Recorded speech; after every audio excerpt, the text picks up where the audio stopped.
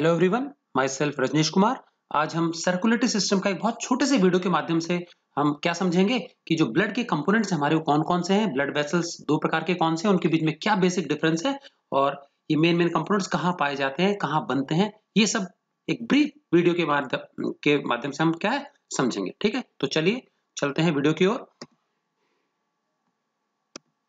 Okay, तो ये हमारे वेरियस कंपोनेंट्स हैं ब्लड के अंदर पाए जाने वाले जो ब्लड कर्पस्कल्स हैं। वो तो ब्लड बेसिकली हमारा दो पार्ट्स में डिवाइडेड है। उसका जो वाटरी लिक्विड पार्ट होता है उसको हम क्या बोलते हैं, प्लाज्मा बोलते हैं। स्ट्रॉ कलर्ड लिक्विड पार्ट है जो कि लगभग कितना है 55% तक ब्लड वॉल्यूम है। ठीक है, और बचा कुचा जो है 45% वो क्या होते हैं, ब्लड कर्पस्कल्स होते हैं, फिर ब्लड सेल्स बोल सकते हैं। सभी को सेल नहीं कह सकते।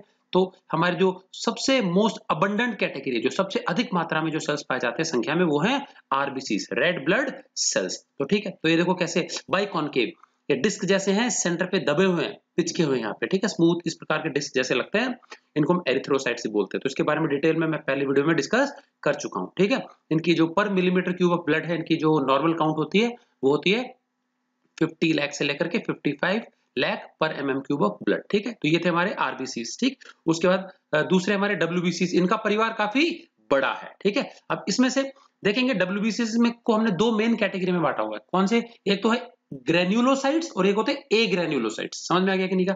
तो जो ग्रेन्युलोसाइट है, जो है ग्रेन्युलोसाइट, वो यहाँ पे तीन दिखाए गए। और जो भी ग्रेन्युलोसाइट्स हैं उनमें क्या बेसिक फर्क है, एग्रेनुलोसाइट से कैसे फर्क है उनका? उनका जो साइटोप्लाज्म उसमें इस प्रकार की, देखो ये दानेदार गोल गोल ग्रेन्यूल्स ब्लू ब्लू कलर के दिख रहे हैं ना, यहाँ पे भी दिख रहा है, इसके में भी दिख रहा है, इसके में भी दिख रहा है। ठीक है, और इनका सबका शेप इरेगुलर, टेढ़ा मेढ़ा कैसा भी होता है, अपना शेप ये बदलते रहते हैं। समझ में आ गया? सफेद कलर के दिखते हैं ऊपर से, इसलिए इनको व्हाइट ब्लड सेल्स कहा जाता है। इनके अंदर एक वेल डिफाइंड बड़ा सारा न्यूक्लियस होता है। तो ये डार्क कलर का जो है न्यूक्लियस है, ये भी न्यूक्लियस, ये जेनेटिक मटेरियल, ये भी न्यूक्लियस। ये समझ में आ गया? सब में न्यूक्लियस होता है, न्यूक्लिएटेड सेल्स हैं, बड़े साइज के सेल्स हैं। तो ये तीनों क्या है, ग्रेन्युलोसाइट्स है। तो उसमें से जो न्यूट्रोफिल है, तीनों के ग्रेन्युलोसाइट जो होते हैं उनके नाम की एंडिंग फिल से, PHIL, फिल, तीनों में लगा हुआ है। तो न्यूट्रोफिल सबसे बड़ी कैटेगरी है, लगभग 60 से 65% जो डब्ल्यूबीसीज होते हैं न्यूट्रोफिल प्रकार के होते हैं, जो कि फैगोसाइटिक है, ये हड़प जाते हैं जर्म्स को साबुत ही। ठीक है, और फिर डैश करके उसको नष्ट कर देते हैं, तोड़ फोड़ करके। ठीक, उसके बाद हमारे बेसोफिल और इओसिनोफिल्स हैं। ठीक, तो इओसिनोफिल्स जो होते हैं वो हमारे क्या एलर्जिक रिस्पॉन्सेस को कंट्रोल करते हैं, हिस्टामाइंस को प्रोड्यूस करके। ठीक है, केमिकल्स को। और इसी प्रकार से हमारे बेसोफिल्स हैं, ये इन्फ्लेमेटरी रिस्पॉन्सेस को इंड्यूस करते हैं, सूजन जलन वगैरह इसको कंट्रोल करते हैं। ठीक है कि नहीं क्या? तो ये तीन प्रकार के हमारे डब्ल्यूबीसीज हो गए। कौन से? ग्रेन्युलोसाइट्स। ए ग्रेन्युलोसाइट्स में हमारे मोनोसाइट्स आते हैं। मोनो शब्द में देखो मून जैसा है, तो देखो चंद्रमा के आकार का इसका न्यूक्लियस होता है। ठीक है, और ऊपर से आकार टेढ़ा मेढ़ा। ये भी क्या है, हड़प जाने वाले सेल्स हैं, जर्म्स को, डेड सेल्स को एलिमिनेट करते हैं, डाइजेस्ट कर जाते हैं। ठीक है, और उसके अलावा हमारे मोनोसाइट के अलावा हमारे क्या मास्ट सेल भी होते हैं। ठीक है, वो भी सेम कैटेगरी के होते हैं। ठीक है कि नहीं क्या? और लिम्फोसाइट जो हमारे हैं, ये दो मेन प्रकार के होते हैं, एक टी लिम्फोसाइट होता है, एक बी लिम्फोसाइट, मैंने बताया था। जो टी लिम्फोसाइट होता है वो क्या है, मेमोरी सेल है, वो सिर्फ अटैक को याद रखता है और इसको एक्टिवेट करता है दूसरे वाले सेल को। और जो बी लिम्फोसाइट है फिर वो अपने आप को अपने एक्टिव रूप में बदल देता है। उसका जो एक्टिव रूप होता है प्लाज्मा सेल होता है। और प्लाज्मा सेल जो होता है वो जर्म्स को किल करने के लिए स्पेशल प्रोटेक्टिव प्रोटीन्स फटाफट बनाता है, जर्म के टाइप के अकॉर्डिंग। तो वो प्रोटेक्टिव प्रोटीन्स क्या होते हैं, एंटीबॉडीज होते हैं, जो उसको इमोबिलाइज कर देते हैं, उसको क्या है, निष्क्रिय कर देते हैं। और फिर बाद में ये जो हड़प जाने वाले सेल्स हैं न्यूट्रोफिल्स, ये उसका शिकार कर लेते हैं। समझ में आ गया कि नहीं कहा? तो उसको डिवीजन होने से, उसकी मल्टीप्लिकेशन से पहले क्या है, इस पे अटैक कर देते हैं। ये हमेशा उस अटैक की मेमोरी अपने मन में बना के रख लेता है, ये मेमोरी को स्टोर कर लेता है। जब फ्यूचर में कभी अटैक होता है तो इसको पहले से वार्न कर देता है, ये फटाफट डिवाइड करके खूब सारे सेल्स में कन्वर्ट हो जाएंगे, धड़ाधड़ एंटीबॉडीज बनेंगी, जिससे कि हमारे शरीर को इन्फेक्शन से बचाया जा सके। तो मिलजुल के पूरा परिवार हमारे शरीर की इम्यूनिटी को बूस्ट करता है, बढ़ाता है। और तीसरे जो हमारी कैटेगरी है, अच्छा, इनका जो नॉर्मल लाइफ बहुत कम होती है, और इनका जो संख्या है पर मिलीमीटर क्यूब ऑफ ब्लड, ये कितना होता है इनका, ये लगभग 6000 से 10,000 के बीच में ही होता है। ठीक है कि नहीं? चलिए, और लास्ट वाली जो हमारी कैटेगरी है ये है प्लेटलेट्स, इन्हीं को हम थ्रोम्बोसाइट्स के नाम से भी जानते हैं। ठीक है कि नहीं का? तो ये देखो, इनकी सरफेस पे ऐसे छोटे छोटे कांटेदार ये स्ट्रक्चर्स हैं, तो ये जाकर के क्या है, ब्लड क्लॉटिंग में हेल्प करते हैं। इनके अंदर स्पेशल प्रोटीन्स होते हैं, थ्रोम्बिन, प्रोथ्रोम्बिन, फाइब्रिनोजिन, फाइब्रिन। ठीक है कि नहीं का?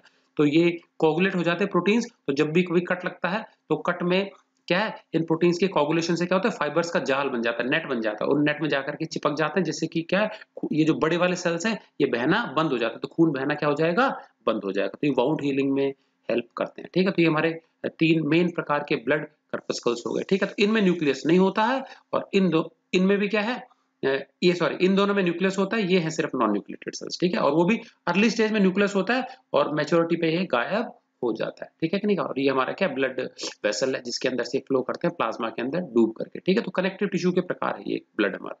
चलिए अगली स्लाइड पे चलते हैं हम।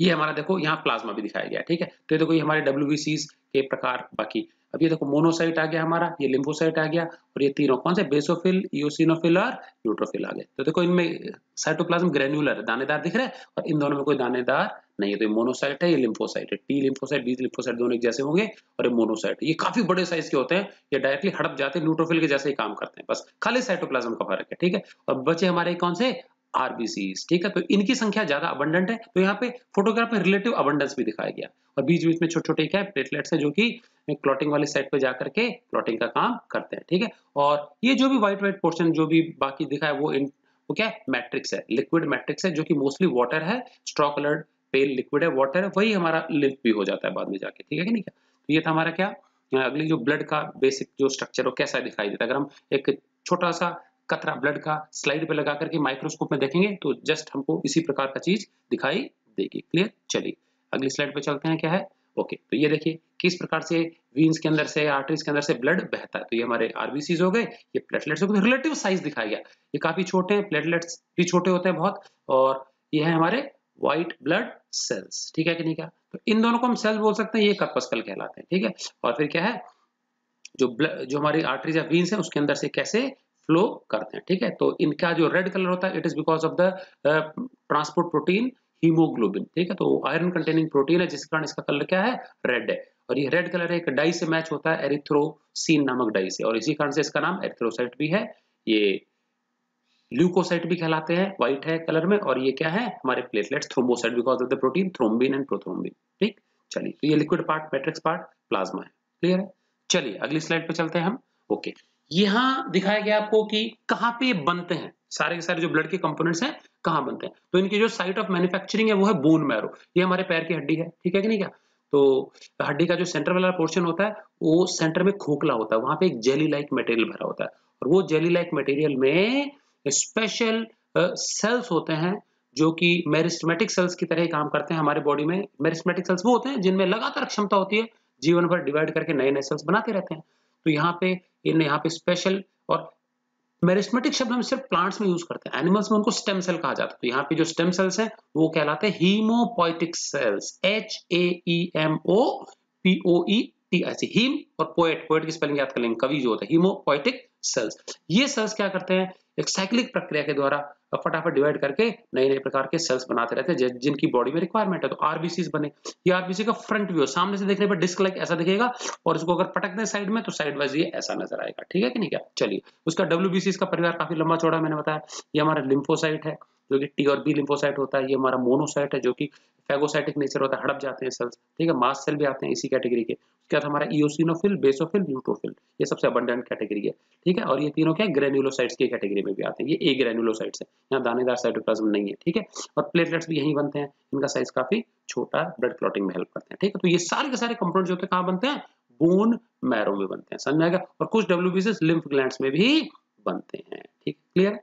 चलिए तो ये था हमारा site of manufacturing of this blood components, ठीक है।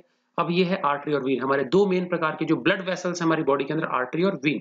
अब इनकी 4 लेयर्ड वॉल होती है, दोनों की समझते हैं। दोनों ही प्रकार के वेसल्स जो होते हैं उनके सबसे आउटर जो लेयर होती है वो कहलाती है एडवेंटिशिया, ADVENTITIA, एडवेंटिशिया सबसे बाहर की पतली सी परत होती है, ठीक है। उसके बाद उसके अंदर स्मूथ मसल फाइबर्स होते हैं, समझ आ गया। कोई भी सरफेस लेयर के अंदर जो होता है कनेक्टिव टिश्यू वो स्मूथ मसल फाइबर्स होता है, ये हमारा कनेक्टिव फाइबर्स टिश्यू है, स्मूथ मसल फाइबर्स, ठीक है।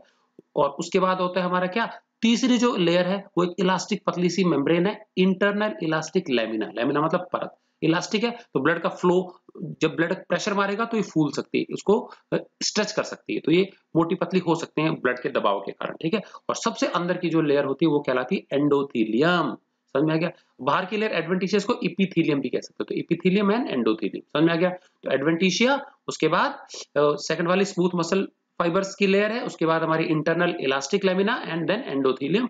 और उसके बाद ब्लड जो होता है इनके अंदर ये एक पर्टिकुलर डायरेक्शन में फ्लो करता है, अगर यहाँ पे इधर जा रहा है तो वापस नहीं आएगा, यहाँ पे भी इधर जा रहा है तो वापस नहीं आएगा। अब आर्टरीज और वीन्स को यदि हम कट करें टिप से तो उनका जो क्रॉस सेक्शन है कुछ ऐसा दिखाई देगा। जगह जगह इनके बीच में ब्रांचेस निकलती हैं, इनकी फाइन ब्रांचेस को कैपिलरीज बोलते हैं। पहले आर्टरी डायरेक्टली कैपिलरी नहीं बनेगी, आर्टरी से छोटी ब्रांचेस निकलेगी तो आर्टीरियोल हो गई, आर्टीरियोल से और बारीक आर्टीरियोल, और अल्टीमेटली जो सबसे पतली ब्रांचेस होती हैं उनको बोलते हैं कैपिलरीज। समझ में आ गया कि नहीं क्या? ओके, उसके बाद ये जो हमारा क्या है क्रॉस सेक्शन एरिया। अब यहाँ देखेंगे आर्टरी और वीन में क्या फर्क है बेसिक, ठीक है। बाहर से ऑलमोस्ट ये दोनों एक जैसी सी दिखती हैं, ठीक है। अब यहाँ देखेंगे जो इसकी जो सेंट्रल कैविटी है वो और दीवार पे गौर करना, और यहाँ इसकी सेंट्रल कैविटी जो अंदर खोखली जगह है वो और दीवार पे गौर। इसकी दीवार काफी मोटी है तो मतलब यहाँ मसल्स बहुत ज्यादा है, ठीक है, ये ज्यादा मजबूत है। दीवार मोटी है ना इसकी वॉल, और इसकी वॉल क्या है पतली है, तो ये इसको बोलेंगे थिक वॉल्ड, इसको बोलेंगे थिन वॉल्ड। अब अगर दीवार मोटी हो गई तो अंदर की कैविटी पतली हो गई तो इसको बोलेंगे नैरो लुमन, संकर है इसका लुमन पाथवे, और यहाँ पे ब्रॉड लुमन है, इसका चौड़ा है, ठीक है। तो अब जितना पतला पाइप होगा ना अंदर से सेंटर से जगह कम है तो वहां पे ब्लड ज्यादा हाई प्रेशर से पास करता है, तो इसमें ज्यादा हाई प्रेशर से पास करता है तो इसमें तो बैक फ्लो होता ही नहीं है, तो इसमें बैक फ्लो को रोकने का झंझट नहीं है, कोई प्रॉब्लम नहीं है। लेकिन ये चौड़ा है, इसमें प्रेशर कम होता है ब्लड में वीन्स में, तो इसमें क्या ब्लड वापस उल्टी दिशा में फ्लो कर सकता है। तो उल्टी दिशा में फ्लो करने से रोकने के लिए इंटरनली इसके अंदर कुछ मस्कुलर वेल्व्स होते हैं, तो ये लगे हुए वेल्व, तो अगर ब्लड ऐसे फ्लो करेगा तो क्या होगा, ये वेल्व खुल जाती है, धक्का लग के ऐसे हो गया। और फिर जब ब्लड अगर मान लो किसी कारणवश अगर गलती से नीचे आने लगे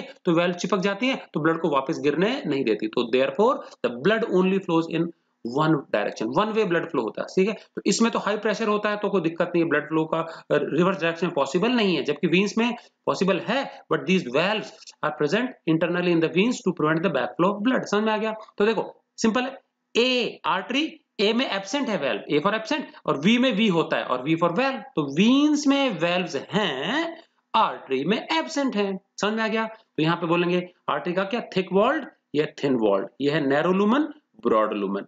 blood flows at higher pressure, blood flows at lower pressure. और इन दोनों में एक फर्क और है कि आर्टरी जो होती है नॉर्मली ऑक्सीजनेटेड ब्लड को कैरी करती हैं हार्ट से बाकी ऑर्गन्स की ओर, ये किसको कैरी करती हैं, ये इम्प्योर ब्लड डीऑक्सीजनेटेड ब्लड को कैरी करती हैं कहां से कहां, बॉडी ऑर्गन से हार्ट की ओर, फिर हार्ट से फिर लंग्स की तरफ जाएगा, लंग्स से प्योर होके वापस हार्ट के पास आएगा, वो हम बाद में देखेंगे, अगले डायग्राम में देखेंगे, ठीक है कि नहीं क्या ये चीज। और उसके बाद और क्या चीज कि ये जो आर्टरीज होती हैं हमारी बॉडी में डीपली सिचुएटेड होती हैं। जैसे हमारा हाथ, आप पैर और हाथ देखोगे ना तो सरफेस के ऊपर जो हमको हरा हरा सा या वीन्स दिखाई देती है, हाथ में कलाई में देखोगे तो वो वीन्स दिखाई देती है, आर्टरीज अंदर धसी हुई है। सो दीज आर इंटरनली या deeply situated in the body, centrally located, जबकि ये सुपरफिशियली लोकेटेड होती है, सतह के ऊपर होती है। समझ में आ गया? तो ये कुछ हमारे आर्टरीज और वीन्स के बेसिक फर्क है। और एक बहुत जरूरी बात बता दूं बच्चों मैं आपको कि मैंने बताया था इन दोनों के फाइन वेसल्स को हम आर्टीरियोल्स विन्यूल्स बोलते हैं, उनके फाइन वेसल्स क्या होते हैं, सबसे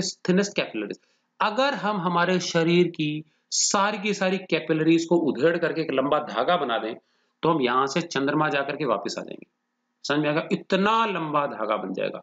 All the capillaries if put together and spun in the form of a thread, it will be a very long thread। हम यहाँ से चंद्रमा पर जाकर के वापस लौट के आ सकते हैं, इतना लंबा धागा बन जाएगा। तो बहुत फाइन कैपिलरीज का नेटवर्क हमारे शरीर के अंदर। समझ में आ गया? तो ये था कंपैरिजन आर्टरीज और वीन्स के बारे में। चलिए अगली स्लाइड पे चलते हैं हम। ओके, ये देखिए, अब मैंने बताया था इनका फंक्शन। जो आर्टरीज होती हैं, आर्टरीज में हार्ट से ब्लड आता है, प्यूरिफाइड ऑक्सीजनेटेड ब्लड, ये आया आने के बाद में जैसे किसी ऑर्गन में ट्रांसफर करना होगा तो आगे और भी ऑर्गन होंगे, तो कुछ तो आगे चला गया, मान लो रास्ते में कोई ऑर्गन आ गया तो इसका फाइन ब्रांच होगी आर्टीरियोल, एक वहां चली गई, ठीक है कि नहीं का, आर्टीरियोल ये कहलाता है। Arteriole further divides into fine arterioles, और फाइनली जो बहुत बारीक जो हमारी ये ब्रांचेस बन जाएगी इनको हम बोलते हैं कैपिलरीज बोलते हैं। आर्टरी की कैपिलरीज होगी। ये कैपिलरीज जाकर के कहां किसको सराउंड करती है, जो टिश्यू है, ऑर्गन है हमारा, organ is made up of tissues, और टिश्यूज के अगल बगल में सेल्स के बीच में खाली स्पेसेस होते हैं, इंटरस्टिशियल स्पेसेस, और उनके अंदर लिम्फ भरा होता है। तो लिम्फ में क्या होता है, ये जाके सस्पेंड कर देती है। अब मान लो ये भोजन भी लेके आई और ऑक्सीजन भी लेके आई, तो इनकी वॉल इतनी पतली होती है, इतनी थिन होती है सेल मेम्ब्रेन की जितनी, तो इसके अंदर से जो मटेरियल्स हैं मतलब ऑक्सीजन और फूड, ये डिफ्यूज होकर लिम्फ में आ जाएगा, और लिम्फ से फिर कौन टेकअप कर लेगा, सेल्स ने ऑक्सीजन को यूज किया, भोजन ले लिया, भोजन को जलाया तो एनर्जी मिली, वहीं रख ली एनर्जी, CO2 वेस्ट मेटल बना, नाइट्रोजन वेस्ट मेटल बने, वो सब वेस्ट मेटल को उन्होंने वहीं पे लिम्फ में वापस फेंक दिया। लिम्फ में से फिर ये वीन्स उठा लेंगे उसको, कैपिलरीज, फिर ये कैपिलरीज वापस जुड़ के छोटी कैपिलरीज बन जाएंगी, छोटे ब्रांचेस बन जाएंगी जिसको हम विन्यूल्स बोलेंगे, और विन्यूल्स जुड़ के मेन वीन बन जाएगी, और सारी छोटी वीन्स एक मेन वीन में, हमारे शरीर की मेन वीन में जुड़ जाएंगी, जिसको वीना केवा बोलते हैं। मैंने बताया था हार्ट से नीचे एक वीना केवा है जो कि है पोस्टीरियर वीना केवा, और एक है एंटीरियर वीना केवा जो हार्ट की पोजीशन से ऊपर की ओर है। समझ में आ गया? तो ये है हमारा एक आर्टरी जो कि एओर्टा से निकली होगी, और ये हमारे वीना केवा। वीना केवा फिर वापस हार्ट की तरफ ले जाएगी डीऑक्सीजनेटेड ब्लड को, और हार्ट फिर उसको वापस लंग्स में भेज देगा, और लंग्स से वापस प्यूरिफाई होकर हार्ट में आएगा, हार्ट के थ्रू वापस से ऑर्गन्स की तरफ बढ़ेगा। इस प्रकार के जो सिस्टम होता है उसको बोलते हैं पोर्टल सिस्टम। मतलब समझ में आ गया? किसी ऑर्गन में ब्लड सप्लाई करने से पहले इस आर्टरी का ब्रांच अप होना, फाइन ब्रांचिंग बना देना, जिससे कि क्या है, वो लिम्फ में अपने मेटल्स को डाल सके, वहां से टिश्यूज डायरेक्टली ले लेते। तो ये इंटरमीडिएटरी का काम करता है जो लिम्फ होता है। मैं लिम्फ के यूजेस में बताया था आपको, लिम्फ के जो आपके क्या है फंक्शन है उसमें बताया था कि लिम्फ जो होता है वो इंटरस्टिशियल फ्लूइड जो है वो एक तरह से इंटरमीडिएटरी का काम करता है ब्लड कैपिलरीज, ब्लड और किसके बीच में, सेल्स के बीच में। समझ में आ गया कि नहीं? क्या तो ये था हमारा क्या, इस सिस्टम को बोलते हैं पोर्टल सिस्टम। तो हर ऑर्गन में ऐसा ही होता है, ठीक है? तो आर्टरीज आएंगी, स्प्लिट होकर कैपिलरीज बनाएंगी, और फिर वही जुड़ के वेन्यूल्स के रूप में वापस वेन बन के वापस ब्लड लौट जाएगा। क्लियर? तो ये था हमारा लास्ट स्लाइड। ठीक है, चलिए तो आज के वीडियो के लिए इतना ही। आई होप आपको ये बहुत एंटरटेनिंग लगा होगा, आपको अच्छे से समझ में आ गया होगा। नेक्स्ट वीडियो में हम देखेंगे हमारा जो हार्ट है उसका structure and how does it help in pumping of blood, किस प्रकार से ब्लड को पंप करता है, और फिर उसके बाद आर्टरीज और वेन्स का हम कंपैरिजन देखेंगे। क्लियर है? Okay, thanks for watching.